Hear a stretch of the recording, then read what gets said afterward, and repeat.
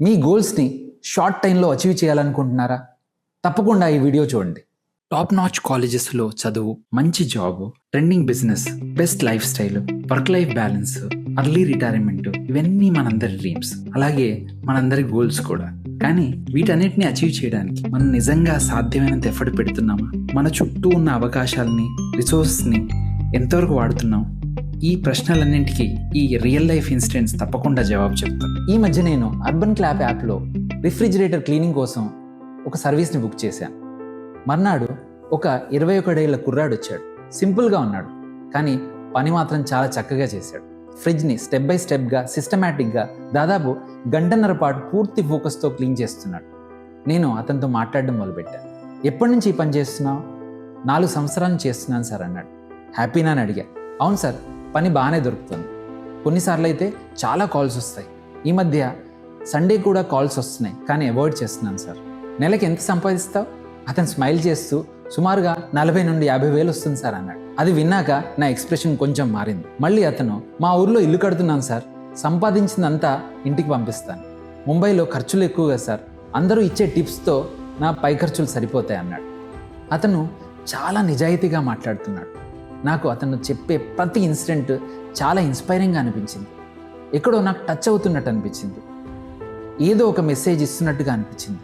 Compare చేయడం కాదు, కానీ 21 ఏళ్ల వయసులో బెంగాల్లో ఒక చిన్న గ్రామం నుంచి ముంబై మహానగరానికి రావడం, స్ట్రగుల్ చేసి ఇక్కడ లైఫ్కి అడ్జస్ట్ అవ్వడం, తన కాళ్ళ మీద తాను నిలబడడం, నిజాయితీగా ఇంటి బాధ్యతలు భుజాల మీద వేసుకుని మోయడం సాధారణ విషయం కాదు. ఇతను కూడా జెన్జీనే. అతని బ్యాక్గ్రౌండ్ చూస్తే ఏ హై స్కూల్ కూడా చదివినట్లేదు. ఏ కన్స్ట్రక్షన్ లేబర్గానో లేదా ఏ హోటల్లోనో చిన్న పని చేయాలి. కానీ ఇతను అవి కాకుండా ఈ రోజుల్లో ట్రెండింగ్లో ఉన్న యాప్ బేస్డ్ వర్క్ని ఎన్నుకొని దాన్నే ప్రొఫెషనల్ లెవెల్లో క్యారీ చేస్తున్నాడు. నాకు అర్థమైంది ఏంటంటే, ఏ పని చిన్నది లేదా పెద్దది కాదు, దానిపై మన అప్రోచ్ బ్రాడ్గా ఉండాలి. ఒక మామూలుగా కనిపించే పనిని సిస్టమేటిక్గా, కన్సిస్టెన్సీతో, డెడికేషన్తో, సీరియస్నెస్తో చేస్తూ పోతే అదే పెద్ద అసెట్గా మారుతుంది. సక్సెస్ అనేది జాబ్ సైజ్ మీద కాకుండా మన అప్రోచ్ పైన ఆధారపడి ఉంటుంది.